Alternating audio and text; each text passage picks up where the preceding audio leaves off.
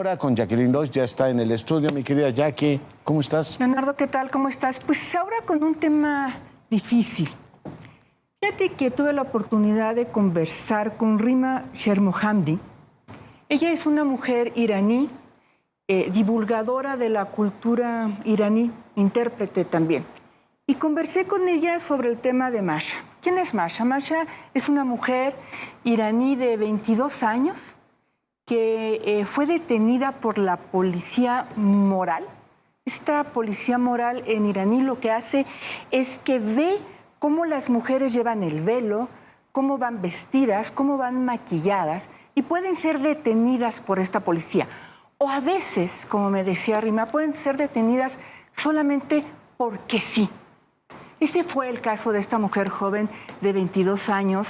Fue detenida, fue llevada a las instalaciones y después de estar en días en coma, muere. Y eso resultó en una gran manifestación del pueblo iraní. Ha salido a las calles, las mujeres se han quitado el velo, lo han quemado, se han cortado el pelo. Y este movimiento lo que trae de manera muy fuerte también es ya un hartazgo de la sociedad.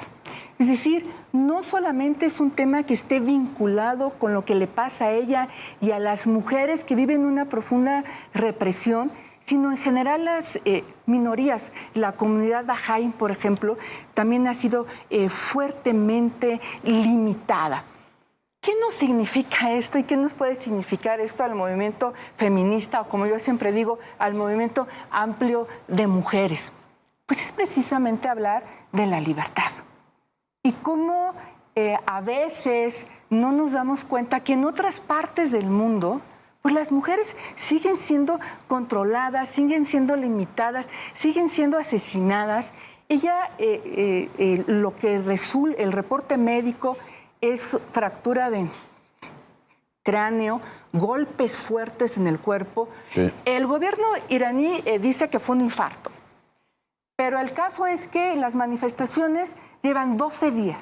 Ha sido la manifestación más grande desde el 2019. Y no solo en Irán, la solidaridad se ha extendido, ¿verdad? Claro, se ha extendido y además es hablar de esto que siempre hemos dicho mucho y que en México a lo mejor nos cuesta un poco de trabajo porque estamos muy acostumbrados al Estado laico, ¿no?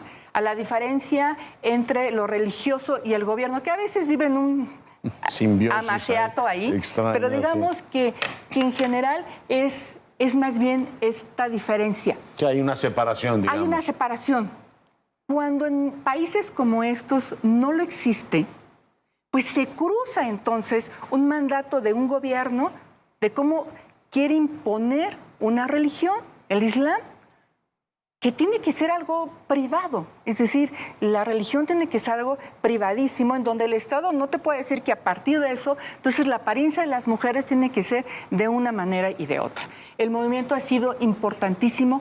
Yo sí creo, estoy convencida, que estamos frente a un hecho que recordaremos como un parteaguas, Leonardo, y que hay que darle mucho seguimiento, hay que ver en qué termina, qué pasa con el gobierno iraní, qué pasa en el resto del mundo, y qué impacto, por supuesto, tendrá también en México y en el feminismo. Pues ya hubo manifestaciones en la Embajada de Irán aquí en México, la gente se está indignando. Ayer estuvieron ayer las mujeres. Sí, tienen toda la razón. Y bueno, pues infarto o no infarto, al que le dio un infarto es a la idea misma, esta oscurantista, de tener una policía de la moral y que todo esté restringido a un tema de un velo, ¿no? Si efectivamente una mujer o su moralidad es juzgada, que primero es discutible que desde el Estado puedas juzgar la moralidad de las personas, y segunda, meterse en un tema de la propia expresión de las mujeres. Se ha convertido, sí, en un grito que al mismo tiempo ha sido secundado. Fue Cristiana Amanpour, ¿no?, la que se negó a entrevistar al presidente de Irán, que le dijo, ¿se pone velo o no le doy la entrevista? Pues no me lo pongo. Pues no me lo pongo. Y elija usted si tiene la entrevista o no. Es decir, es una afirmación que creo que es muy importante en este contexto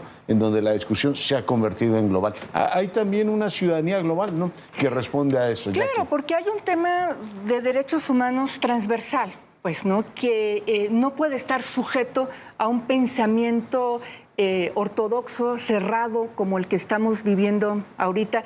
Y como lo hemos dicho una y otra vez, la libertad de las personas, de cómo se quieren ver, de la construcción de su personalidad, es fundamental. Hoy las mujeres están viviendo esto, dicen Los datos más conservadores hablan de cifras grandes de personas asesinadas, los grupos de derechos humanos de mucho más. Veremos en qué termina esto. Ojalá se pueda controlar, pero sobre todo, y lo que más gusto me da es que las mujeres, es un grito de libertad de las mujeres y hay que acompañarlas en ese grito. Sí, hoy tendremos la marcha esta, por recordando efectivamente el aborto libre, y poco a poco te muevo un poquito a la agenda de la diversidad. Se reconoce en el Estado de México también el matrimonio entre personas de un mismo sexo.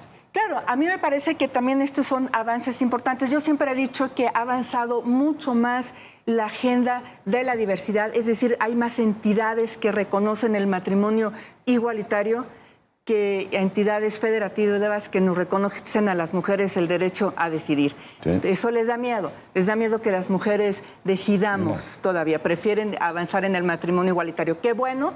Es parte de los derechos, es parte de una comunidad importante y hoy es el aniversario del derecho a decidir de las mujeres sobre nuestro cuerpo y también a conmemorarlo. Hoy efectivamente habrá marchas recordando eso. Jackie, muchas gracias. Muchas gracias a ti, Leonardo.